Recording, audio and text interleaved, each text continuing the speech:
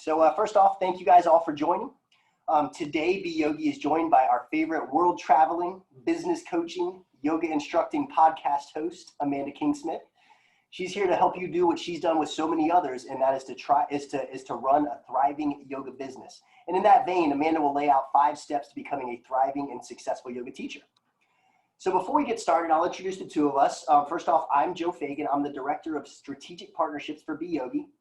And here at Be Yogi, of course, we offer membership programs for yoga instructors, yoga therapists, and other health and wellness disciplines. Our membership packages provide liability insurance, business and marketing tools and resources, as well as member benefits and industry discounts for yoga professionals. Our programs provide access also to low-cost health insurance, dental, vision, and telemedicine. And since we're seeing more and more yoga instructors move their business online, I do want to mention that our program not only covers face-to-face classes, but also live online classes and even pre-recorded videos. And of course, you can find all this great information at beyogi.com. Please do remember we're doing these webinars the first and third Wednesday of every month. So please keep joining and please keep sharing these events with your community. If there are any topics of interest to you, let us know. You know, we always try to build these programs around the wants and needs of the yoga community. This video, of course, again, will be posted on our blog on beyogi.com, and on there, of course, you can also find the schedule of upcoming events and register for those programs as well. Now I'd like to introduce you to our special guest, Amanda King-Smith. Amanda is a 500-hour registered yoga teacher, a yoga business coach, the host of Mastering the Business of Yoga, or MBOM as it's known, and of course, a world traveler. She blends her background in business with her love of yoga and is passionate about helping yoga teachers create careers that they're passionate about and that are sustainable. It's a big word, important word. Amanda is the co-host of the World Wanderers, a podcast on travel and travel as a lifestyle. And when she's not practicing or teaching yoga, you can find Amanda traveling the world with her husband Ryan, hiking mountains, or curling up with a cup of tea and a good book. And of course, you can learn more about Amanda at mbomyoga.com. That's www.mbomyoga.com. And one last thing before we get started, of course, as we move along, we'll be answering questions. We'll try to find opportunities to answer questions, but of course, we will at the end of this say 10 or 15 minutes for additional Q&A. So please, as we go along, submit any questions you have into the Q&A or the chat. Any questions that we don't get to today, we'll do our best to get answered, and we'll send out to everyone as a post-webinar communication. And now I'll hand it off over to Amanda to kick things off. Welcome, Amanda. Amazing. Thank you so much for having me, Joe. I'm really excited to be here. I love Be Yogi. I love the insurance that you offer, you know, yoga teachers, and all the resources as well that you guys provide for yoga teachers and business owners. I was just thinking as you were reading my bio, I'm almost due for an update. It's like my asterisk world traveler / stuck in Canada at the moment. But yeah, I'm grateful to be here with you guys today, and I'm really excited to dive into this topic. And as we go, feel free to ask questions. I'll do my best to answer as we go. And if I don't get to it as I'm talking, I'll answer as much as I can at the end. So what I'm going to do is I'm going to share my screen so that you guys can see what we're going to talk about today. All right. And you can see this, right, Joe? I can, yes, thank you. Okay, perfect. So I'm assuming everyone else can as well. All right, so welcome to 5 steps to becoming a successful yoga teacher. Just gonna move, I've got this like Zoom thing, 1 second, in the corner of my screen that is making it so that I can't see. Okay, here we go.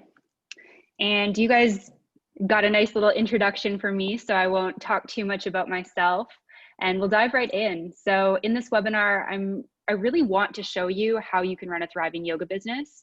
And I really would love you to learn by the end of this how to get started with turning your yoga teaching from surviving to thriving.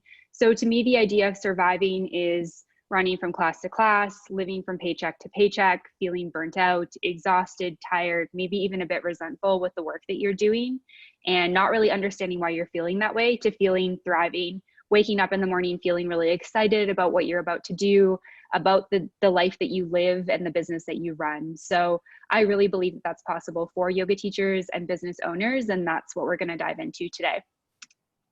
So there is a free workbook for you on 5 steps to becoming a Successful Yoga Teacher. And it basically will take you through everything that we're going to talk about. There's some journal prompts and whatnot, so you don't necessarily need it as we go because I'm just going to be presenting the information, but there's lots of journal prompts for you to do afterwards. So I think we've got a link for that. So Adam, if you can drop that in the chat for me, that would be really, really helpful. And then everyone can just go sign up for that. It's totally free. You don't have to pay anything for it, and you can work through it at your own pace. So now that you guys have your free workbook, let's turn off all distractions. So first thing is take these devices that kind of rule our lives, turn them on airplane mode, close your email. If you're multitasking while doing this, I would really suggest just shutting what you're doing down so you can focus entirely on this. One of the things that's really interesting about running a business and being an entrepreneur is that I feel like we always wear a lot of hats and our minds are going, you know, a million miles per second, and it's really nice to just focus. So love some focused attention for this so that you can get the most out of this.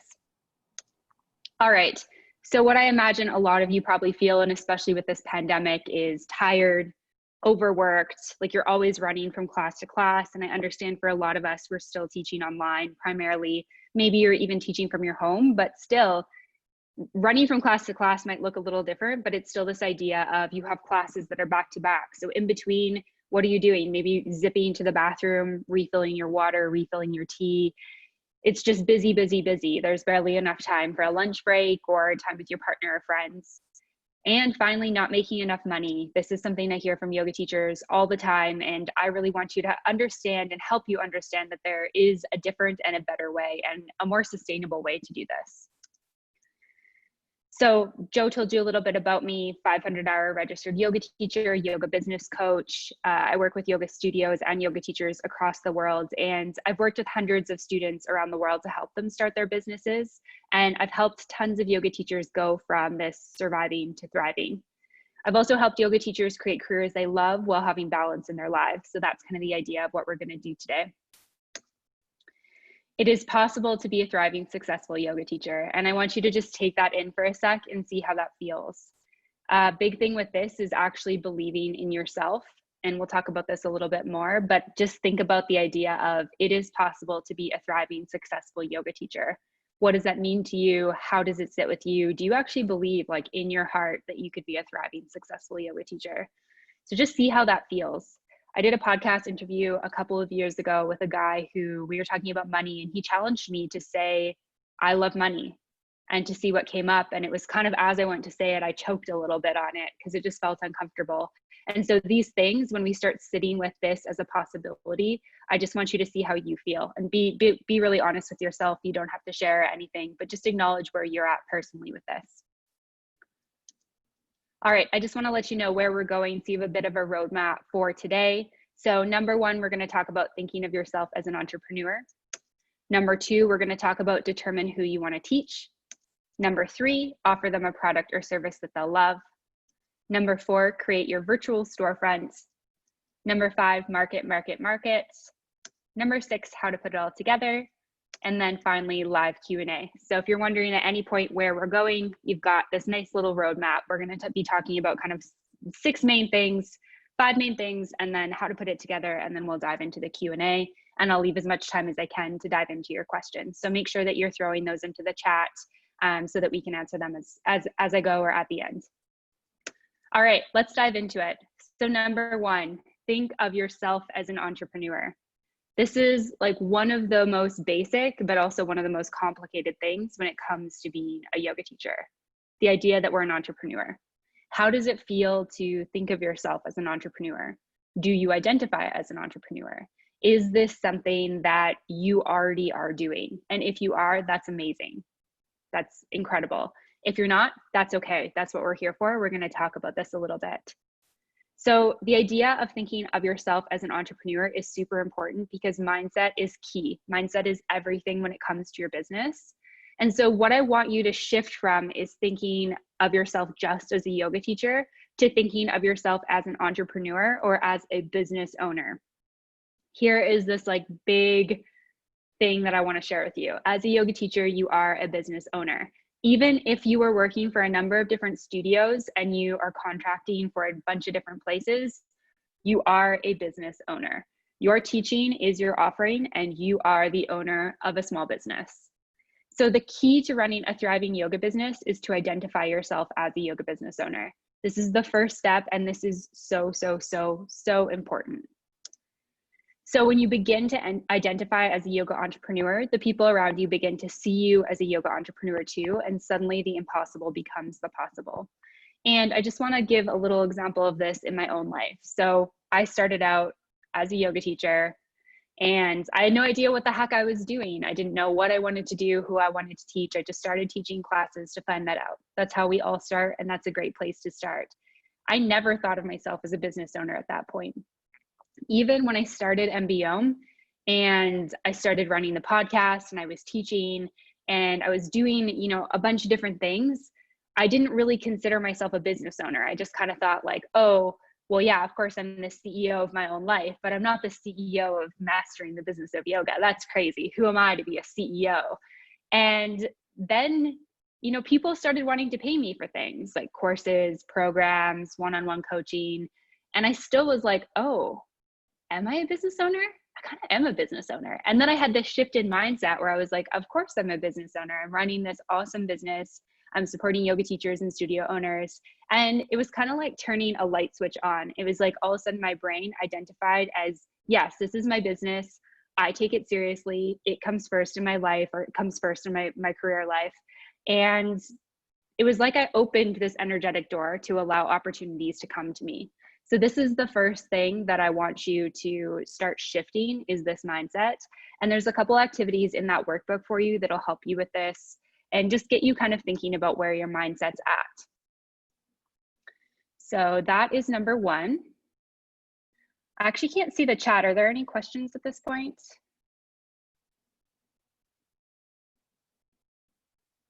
Oh, I can't hear you, Joe. Sorry. Sorry about that. Yeah, nothing has come through yet. If something does pop up, I'll let you know. Okay, sounds good. Awesome. Thank you so much. And if you guys have questions at any point, just make sure you drop them in the chat. If you have questions about mindset or what it means to be a yoga entrepreneur, definitely happy to chat about that. All right, so that is step number one. Step number two is determine who you want to teach. So this is kind of an interesting one. And when I talk with yoga teachers about this in one-on-one and group coaching programs, we talk a lot about this idea of having a target market or an ideal student. And it's interesting because a lot of teachers who teach group classes are like, well, I don't really get to control who comes to my class. Yes, of course. There's lots of different things to think about with this. And you're never going to say no to people coming to your classes. Of course, we want people to come to classes. We want them to be accessible to everyone.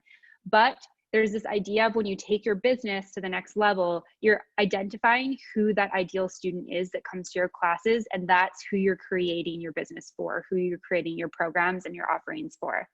So let's dive into that a little bit. So when you determine who you want to teach, you want to get clear on who your ideal student is. And a couple questions to think about are, who is that student that you love to have in class? Love to have in class. So we've been doing some work with one of the studios that I work with. It's one of the ones is based here in Canmore, Alberta, where I am. And we've been talking a lot about ideal students that come to class that we could create more online offerings for. And I immediately know who that student is from somebody who's been doing management for 6 years. It's the person who engages with us, they know who we are, they like all of our teachers, they give us feedback, they purchase our workshops, they join our challenges, they pay their monthly auto renew every month. We don't have to chase them for things. So it's thinking about who that person that comes to class and you're like, yeah, I'm stoked to teach this person today. It's also that person who is ready to purchase everything you offer. So it's somebody who's like, hey, do you do privates? I'd love to do a private with you. Hey, what workshops are you offering? Or you launch your new workshop and they're like, yes, I'm there 100%. For those of you who are maybe a little bit further along in your business, these are the people who are like, want to go on retreat with you. They want courses from you. They are ready to pay because they love working with you and you love working with them. You can also think about it if you're a little bit newer, just starting out with this, as the student that you want to stay after class and talk to. So when I was practicing and teaching in Atlanta, Georgia a couple years ago, I was totally new to the city. Like I said, I'm from Western Canada. My husband was working down there at the time, and I knew nobody in the city. So I went to my local yoga studio, the yoga studio that was closest within walking distance of my house. And there was this yoga teacher that I was immediately drawn to. I loved her classes, I loved her vibe, and I was like, I want to be friends with her, I want to learn more about her. And so I'd kind of linger after class so I could just chat with her a little bit. And her and I are really good friends now, but I was kind of her ideal student because every workshop she offered, I was ready, I was there, I was ready to purchase. So it's these people that you have this kind of deeper connection with. So again, it's not thinking about not wanting certain people in your classes, but it's trying to narrow down of the people who come, who are your ideal student, who are the people that you feel really excited about, who are the people that you want to offer more things for. If you were going to go to Costa Rica for a week, who would you want to spend a week with? And you really want to get clear on who this person is. In fact, you want to get so clear on your target market that you could pick them out at a grocery store. And again, in the workbook, there's a few different prompting questions to get you to identify this person, but you really want to understand where they're located, what their demographics are, so gender, how old they are, or like an ideal range of how old they are, what types of things they like, where they work, what they do, what they're interested in. You really want to understand who this person is, to the point where you could say, yes, I'm at the grocery store, there's a ton of people here, that's the type of person I want to work with. And this work takes time. This is not going to happen overnight, but I want you to start just working with this, start thinking about it so you can get a feel for who your ideal client is, because understanding who this ideal student or target market is going to be super helpful as we move into step 3. Oh, we're not at step 3, sorry. So why are we getting to know our ideal client? So understanding who they are really helps you to speak to them. So you want to be able to sell your products and services to them. You want to understand their needs, because that's going to help you create products and services that they will love. So sales is a little bit tricky in the yoga industry because often we don't want to be too salesy. We don't want to just push programs and services on people just because we want to make money. We want to serve, and that's what we do as yoga teachers. We want to be of service to people. So understanding your students' needs is going to help you to serve best. And the thing I think about with sales is when you can really understand who your market is, you can create something that they're going to love. And this is super important so that you can allow your gifts to reach somebody else. So I actually think about it, if we're not giving people our programs and offerings and we're not allowing our students to purchase our services, it's kind of a little bit selfish. We're kind of hogging these gifts that we have from people. So understanding who your people are is going to be key for this. Understanding who your clients are helps you sell your offerings, like I just said. And as yoga teachers, we can't be everything for everyone, but we can be something for someone. So this was one of the hardest learnings I had as a new yoga teacher, was understanding that not everybody was going to like my classes. And at first I was like, oh, well, there must be something wrong with what I'm doing. I must need to change what I'm doing or do something different, or, you know, maybe offer a different sequence or use different verbiage and that type of thing. And then I realized, no, I mean, I don't love every yoga class that I go to. Every yoga teacher isn't for me. And also, as we change and grow as humans, different yoga teachers impact us in different ways. So understanding that you need to be authentically you and find the people that you can be something for. So instead of trying to just reach everyone with what you're offering, be who you are, find the people who really resonate with that, and then use those people to discover what they like so you can build something more with your business. So hopefully that makes sense. Of course, questions are welcome. All right. Now we're on to step number 3. I got a little ahead of myself. So now that we know who our ideal student is, we're going to offer them a product or service that they'll love. And this is a key piece to going from surviving to thriving, because this is where it really takes you from, okay, I teach group classes a couple times a week, I make like $35 to $50 per class, to, hey, I actually have my own offerings that I take pretty much 100% of the money back on. Obviously you'll have expenses, but 100% of the revenue goes to you. You get to service the people that you're most excited about and create things that you're most excited about. So this is like a win-win-win, I feel like. Okay, so now that you know exactly who your student is, you can figure out what they want to learn from you. So a part of this is talking to your students to find out what they want to learn.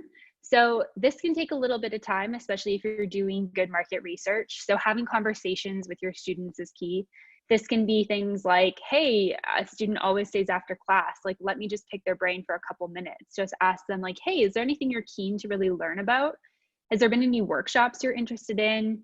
Are you interested in e-learning or an online course? If so, what would it be? You can just ask them a couple of questions.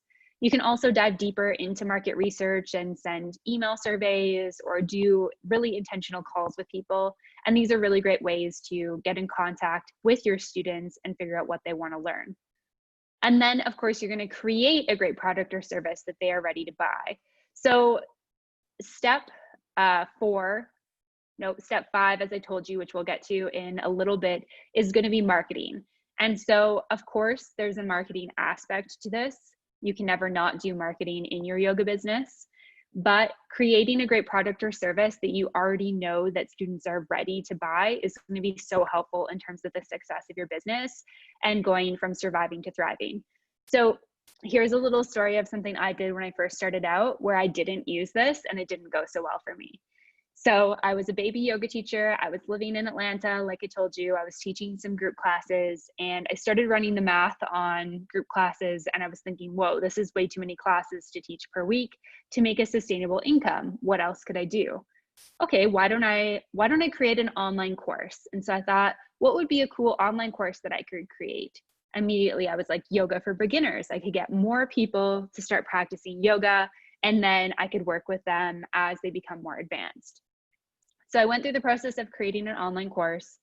It was such a learning curve. I learned so much that process. It was so hard. So anyone who's doing this, working online, I totally feel you. It's really hard when you start out. And I created this course. I put it up on Udemy. I was so excited about it. I hit publish on it and I was ready for people to start buying. Here's the thing. There was pretty much crickets as soon as I hit publish on it because I hadn't done any of this. I hadn't talked to my students. I hadn't figured out who my ideal client was for this. I hadn't talked to them about what they needed in a program. I hadn't gathered any information from them. And so I put all this work into something that then I had to figure out how to market without a client base. And so it's not that you can't sell this way. You know, that course has made me money. I was able to run Facebook ads and sell it to people. It took a lot of work though, and it wasn't the return that I was looking on it based on how much work I had put in. So it's really key that you go through these steps and you understand who your people are, and then you talk to them and find out what they need and they want from you. And you got to find that kind of magic balance of something that you're excited to create and something that they're excited to learn about, i.e. something they're excited to buy. And basically this product or service that you offer becomes your signature offering or your signature program. And so what is a signature offering? So it can be a couple different things. It can be a specialty class that focuses on something specific you want to teach. It can be a digital course, a live group course, a one-on-one offering. And essentially it's something that your student loves that you can offer again and again.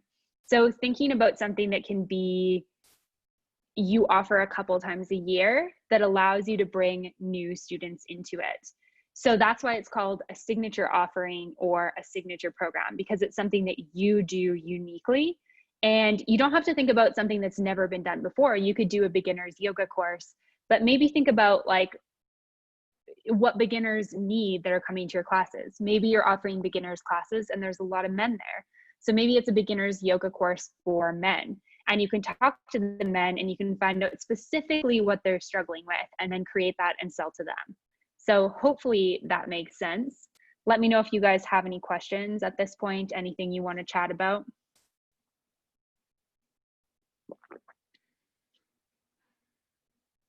Are there any questions that I should touch on now?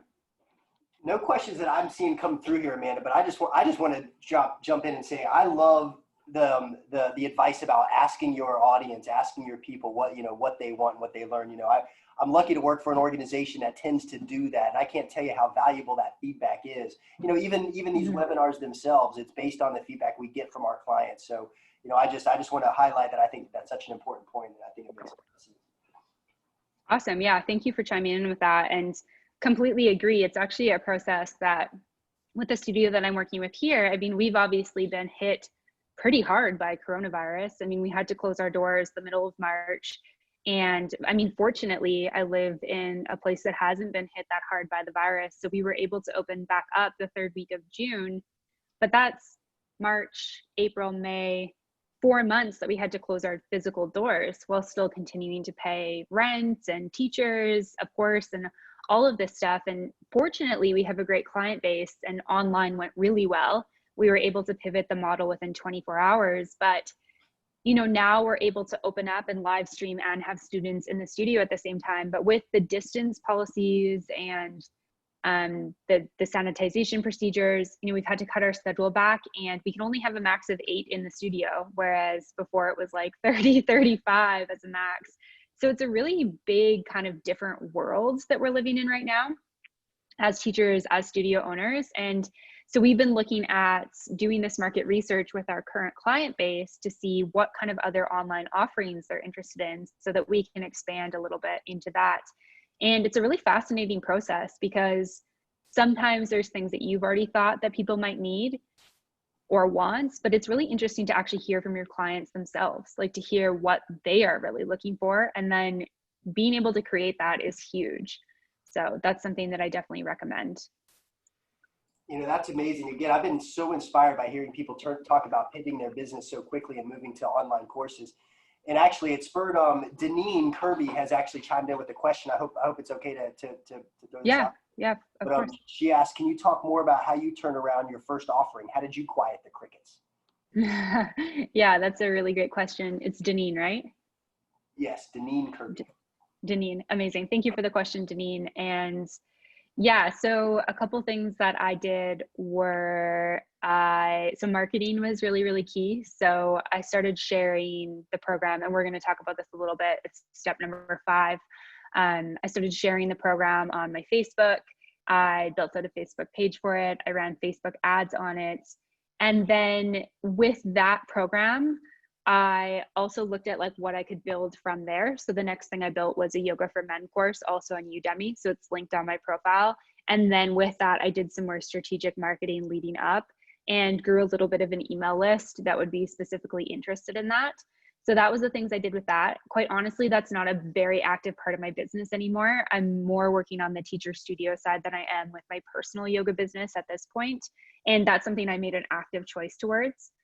But I think in terms of like the programs I've done with MBO, what I did is I created an audience before I launched something. So I think that that's like the biggest learning that I would have and that I would say is you don't need a big audience. You can have a smaller audience, but having some sort of an audience, even an email list of 50 people or 100 people can be really amazing so that you can interact with them. You can ask them questions, you can figure out what they need, what they want, and then create something specifically for that. And then when it's live, you can market it to them.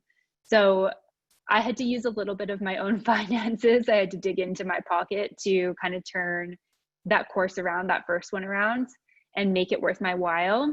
And then I just kind of learned from there that having that base, that client base, and understanding who your students are is really, really key. So hopefully that answers that question. And if you're going down with this, like say you did create something, so say I was still teaching to beginners, what I would really focus on would be building my business out in all my content, or a lot of my content focused on beginners, and then getting them into a sales funnel so that they can purchase that course. So that's a little bit, sales funnels are a little bit higher level, but it's something cool to dive into once you're kind of building out your email list and your marketing, and if you've got a program for somebody. So hopefully that answers it without being too confusing. Thank you. Yeah, no worries. Thanks for the question. All right, so step number 4, we're going to create a virtual storefront. And with this, I really think about the idea of a virtual storefront being exactly like it sounds. So your digital storefront. So when we think of a physical, let's use the yoga studio I work with here in town, for example. So it's located on Main Street in town. It's on the 2nd floor. We have like a door entrance way on the main floor. We've got like a sign that you can see where it is. We've got like a logo that's on the door. And then we've got a big logo on the upstairs windows. And then, as you walk up, you see like our cool purple painted door, you walk in and you got like the studio vibe. So that's like the physical storefront, right? And you get this with any store you see. You think about your favorite retail store where you like to buy, shoes or clothes, and they have this storefront, this logo, these colors, this kind of mood or vibe that they create when you walk in that attracts who they're looking to attract. So as business owners, we really want to think about creating this, but digitally. So we talked about how we are entrepreneurs, and because of that, we want to treat ourselves as entrepreneurs. And part of that is having our own online presence, our own online space, our own online storefront.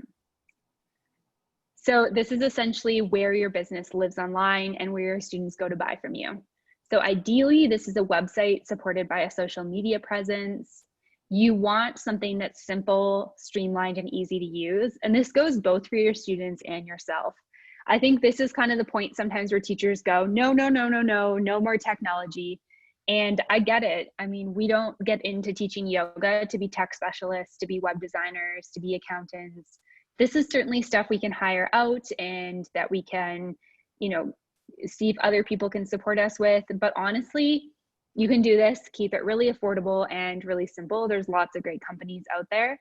And this is super important because when people are interested in you, so say somebody comes to your class, one of the first things they're going to do is they're going to Google you. They're going to look for you on Instagram, on Facebook, and they're going to try to find your website so they can learn more about you. You want to have this digital home. And so this is basically going to be the home for everything you create, and it's going to be the place where you sell everything. So you want it to be really aligned with your target market. So part of the reason why I say identify your market, talk to them, create your product, or start creating your product before we go down this is because you can get kind of a sense for who that person is, what they're looking for, who you are as a business owner, so that then you can go down the road of making something that's more aligned or branded. Because branding is a big topic and people kind of get caught up in this like, okay, I'm creating a yoga business, I need a logo. Okay, yes, a logo is great, but there's a lot of things that kind of go into creating this, and you don't want to get stuck just on the logo piece.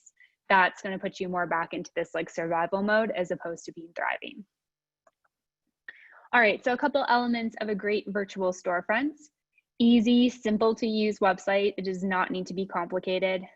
Easy, simple to use payment system. Something I use is Acuity for payments. It's really great. It's super easy. You can set up a schedule, payments. With websites, I love Offering Tree, Squarespace, Wix. Those are really easy ones to use. You also want to have a way to gather emails of your interested students. This is really huge as you're building a business. And this is also something that I mentioned in response to Denise's question. How do you grow something? Having people to talk to via email is huge. Some people say email's dead. I really don't agree with that. I think that more than ever, people are more and more turning to actually buying from their emails as opposed to their social media. And I see this personally between my email list and my social media. If I'm looking for registrations, purchases, engagement, if I post the same thing on Instagram and Facebook as I send to my email list, I get way more engagement for all those things via my email list. This is where you're going to sell your stuff, is to the students that you know personally, to the students you've talked to, and to your email list. A great place to start with this is MailChimp. That's a really awesome software.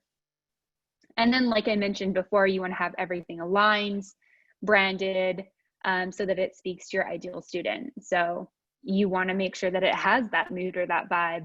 And when you think about this, think about the types of things that you're attracted to. Think about the coffee shop that excite you and why you like them.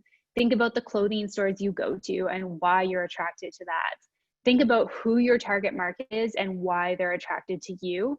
And this is one of the questions in the workbook that's really important to figure out, is why is somebody interested in what you in particular have to offer? Figuring that out is going to really help you to make sure that everything's aligned and speaks to your ideal student. Amanda, there was a couple of questions that came through, but one real quick based on what you just said. Laura Ditz asked what was the name of the software that she mentioned. I know you mentioned a few there. Laura, I'm not sure, if you want to if you could recap.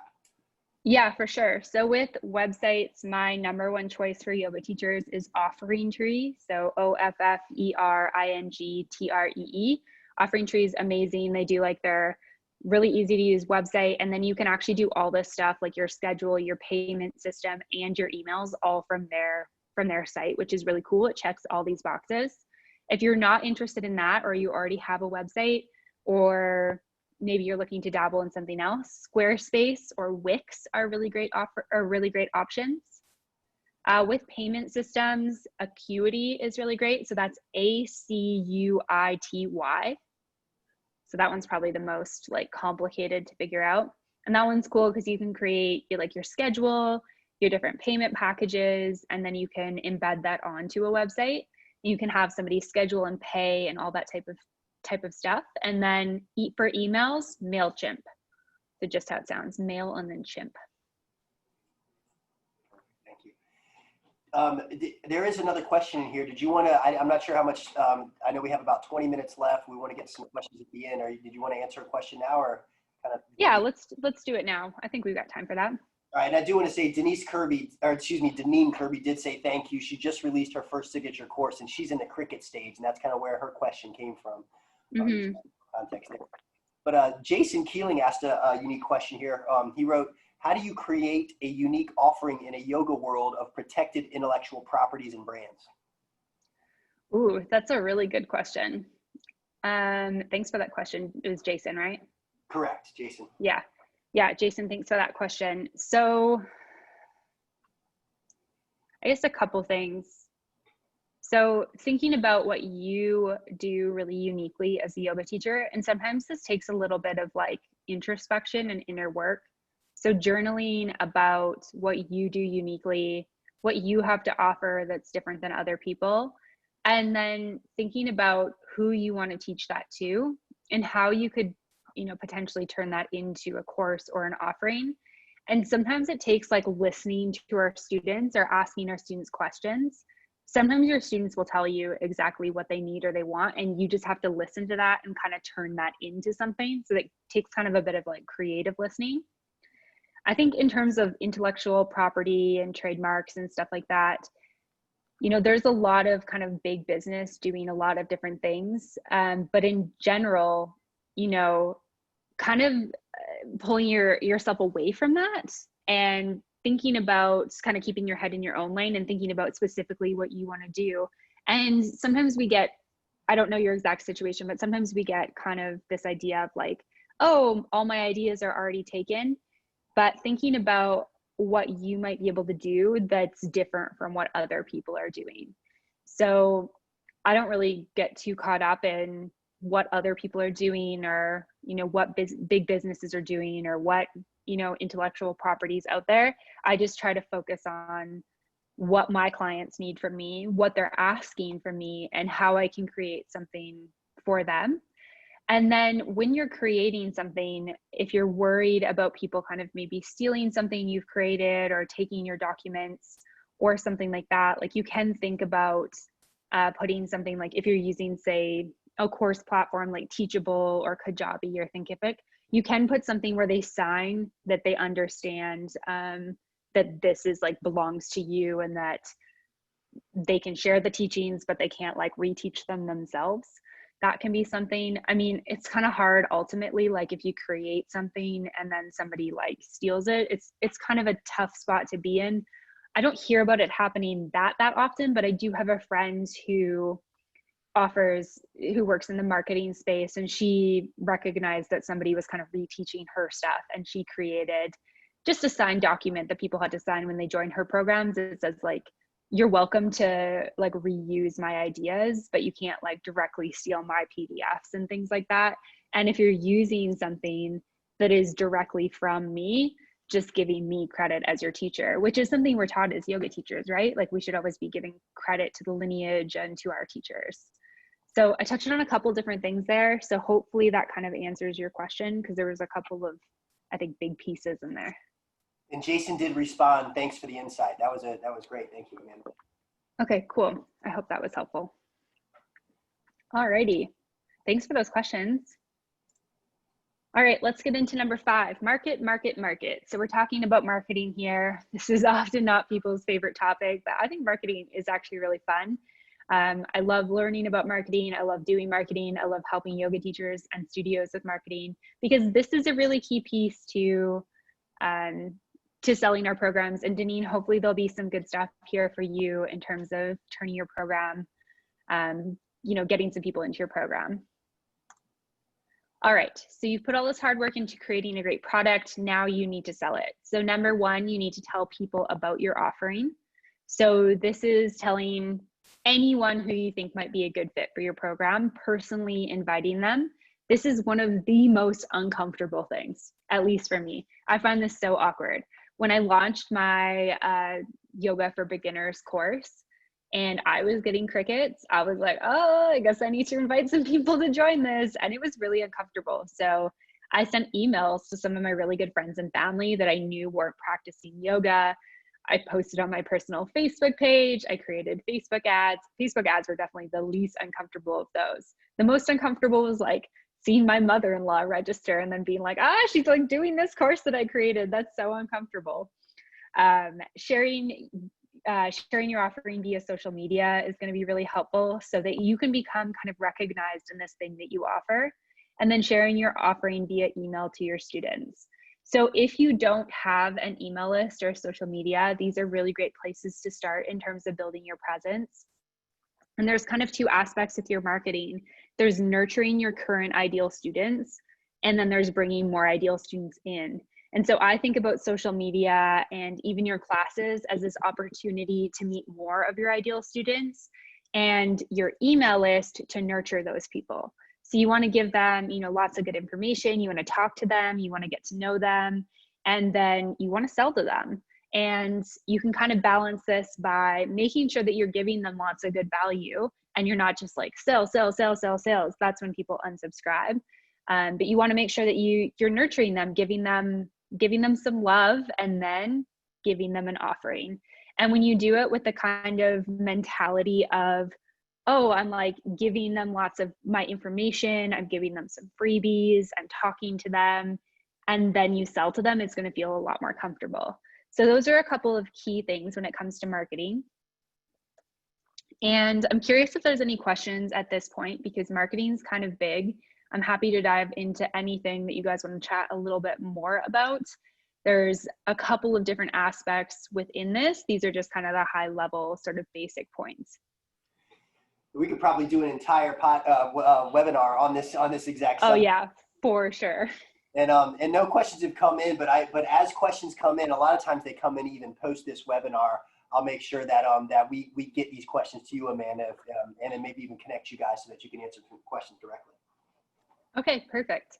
Amazing. So let's dive into step number 6 then, which is how to put it all together. So we've got these 5 key pieces. So let's go through them just quickly. So 1 is shifting your mindset to being a yoga entrepreneur. So not just a yoga teacher, you are a business owner. Number 2 is determining who your ideal student is. So knowing who that person is that you want to teach to. Number 3 is building something that they're going to love and be ready to sell. So a product or a service that becomes your signature offering, doing something that's unique to you that your people are going to be excited about.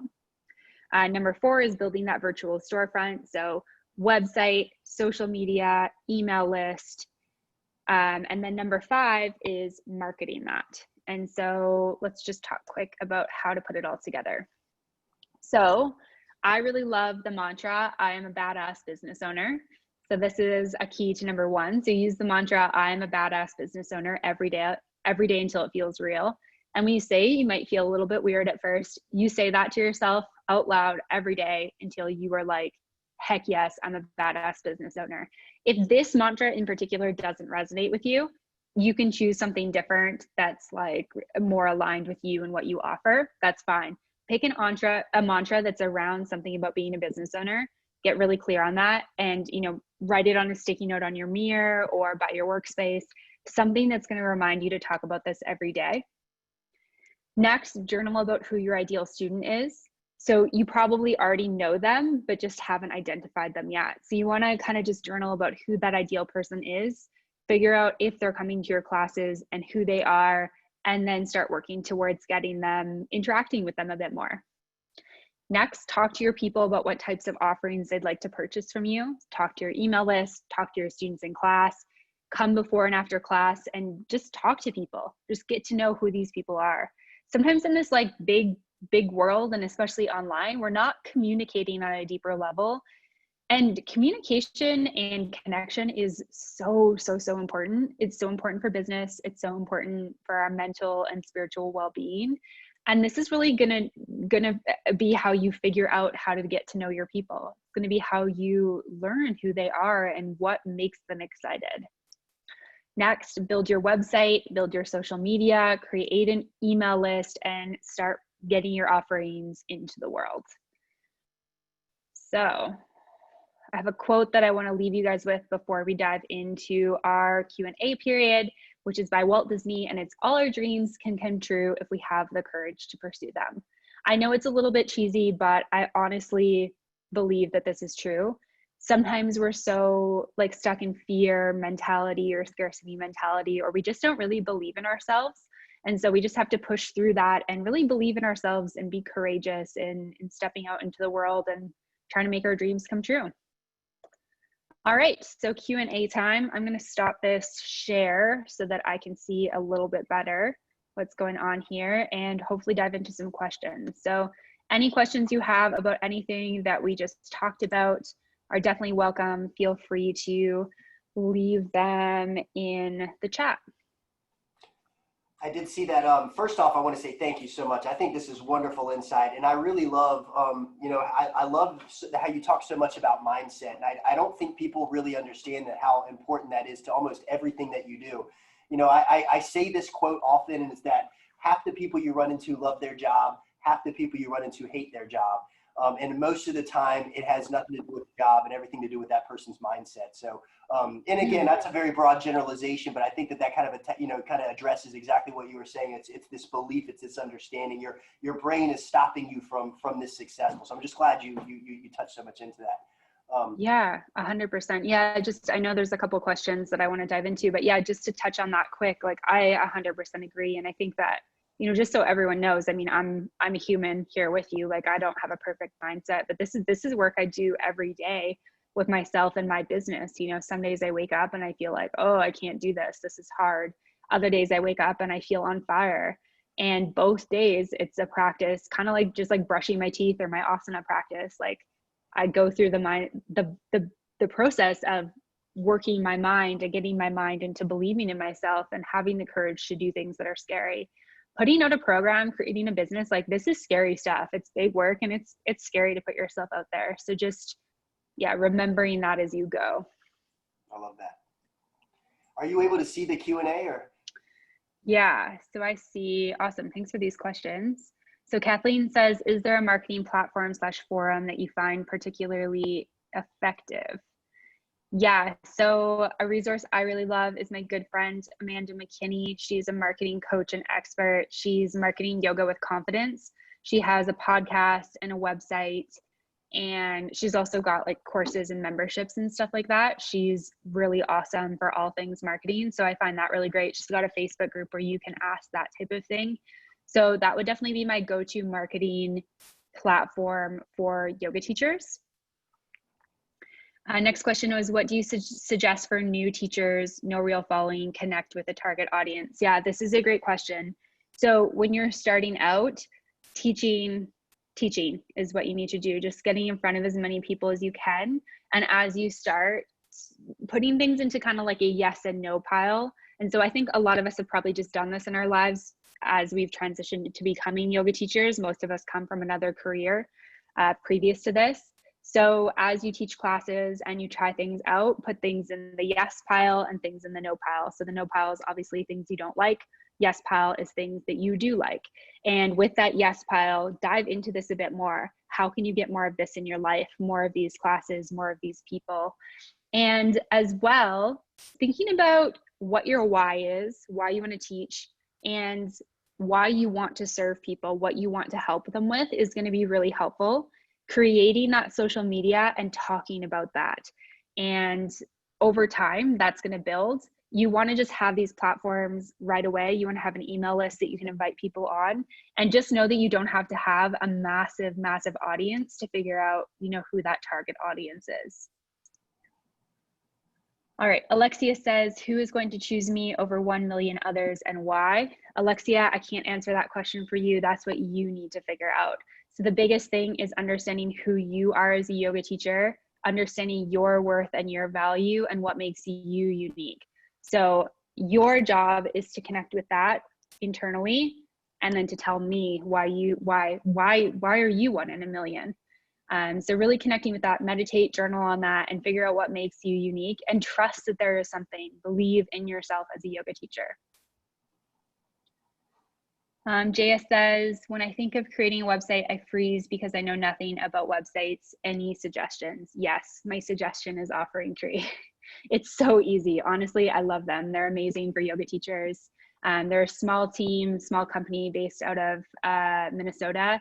They have an amazing customer support. And before I ever started, you know, offering, like telling people that they should use them, I tried them. Simplest website platform I've ever used. So I would definitely recommend that. It kind of takes away a lot of the choices, which is really good. Nadine says, question about the business name and social media presence. Do you recommend having a business name and social media name that does or does not include or equal my name? So do I need to separate social media profile for myself and for my business?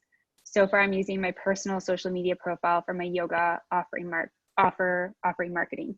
Okay, again, like there's no one way with this. It's just picking one of those and going with it. So if you have a name that really resonates with you, you can use that. But just being, you know, Amanda Kingsmith Yoga or Nadine Hildebrand Yoga is amazing. That's great. You can get that domain. You can use that as building a business. It's really just figuring out what's going to kind of serve you. The one thing I would say is make sure that your social media, you're using business accounts. This is partly because you can get like more analytics and stuff with this, but it's also the mindset. So when I go on my personal social media, I'm posting personally, you know, that's my personal place. When I'm on business, I'm like business hat Amanda. So, you know, do yourself a favor and be like the yoga business badass that you are, and have a business profile for sure.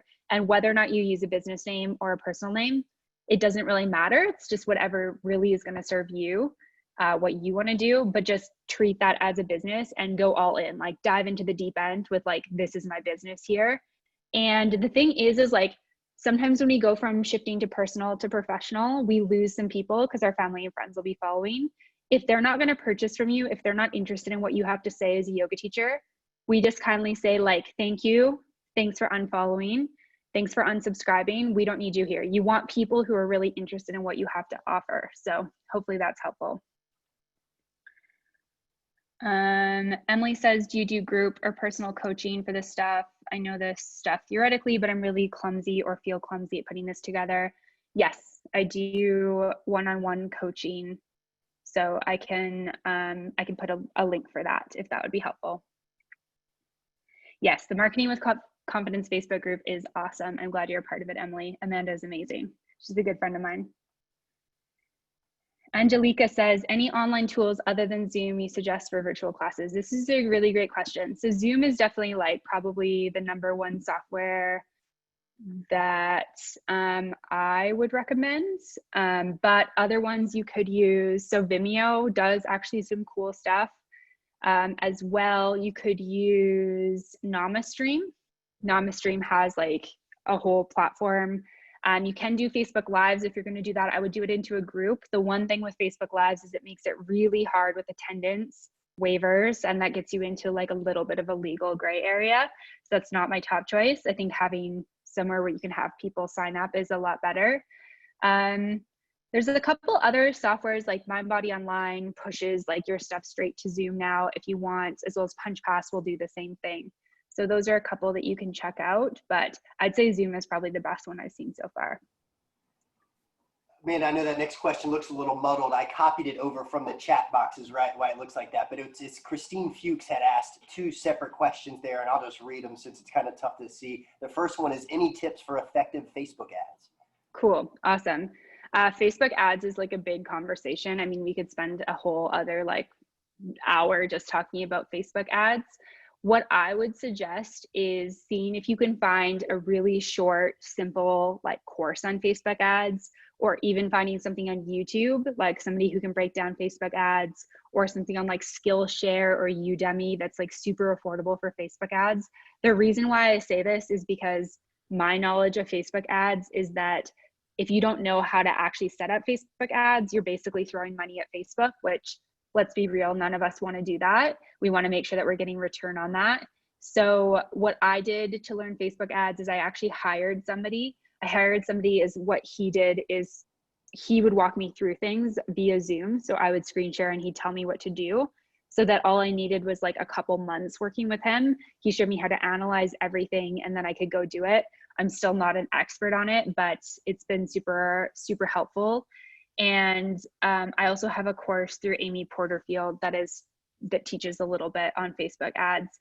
So I think that in general, learning a little bit about how to do it is going to be really key, so you're not just throwing money at them. Hopefully that's helpful, Christine. And the other question is it vital to niche down to just one ideal student group, or could you have multiple niches with some overlaps between these niches, but also distinct differences? For example, yoga for women 50 plus, yoga for stressed out executives, and yoga for beginners.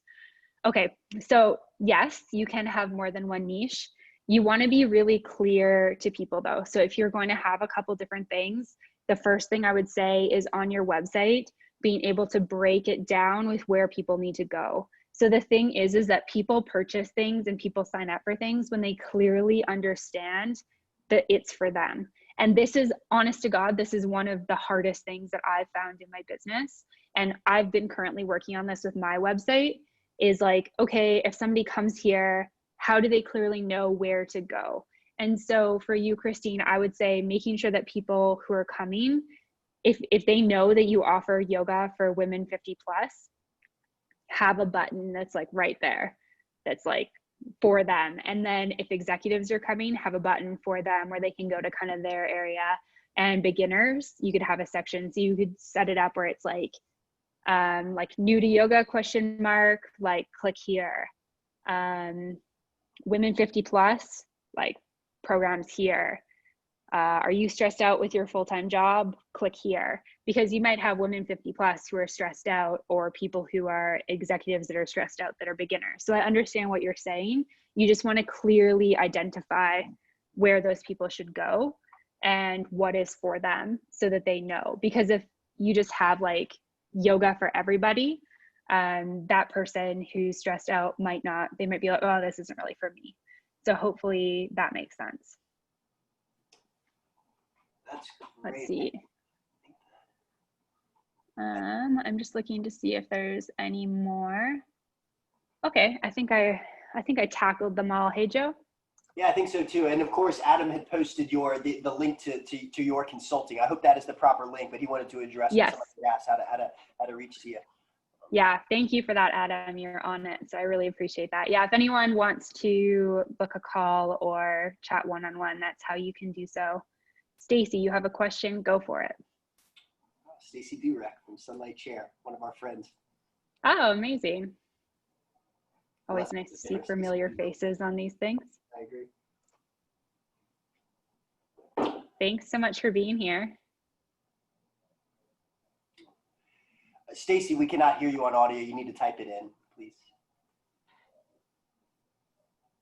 Oh yeah, one thing that's interesting is that, so Zoom has like what you guys have been using probably for your classes and, you know, hanging out with friends, seeing your family over the last couple of months.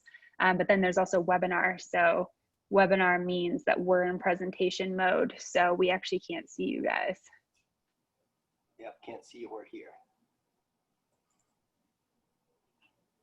While Stacy's typing out her question, I thought that was great pointed information that you had talked to Christine about having different customer journeys for each of the different audience bases that you serve. And to me, that really kind of even goes back to her first Facebook question. The cool thing about those Facebook ads is you can really hyper target your audiences there. So you can hyper target yoga enthusiasts over 50, or even people with certain job titles that might lend to stressful executives. And of course, I would target ones that have a like of yoga in their profile.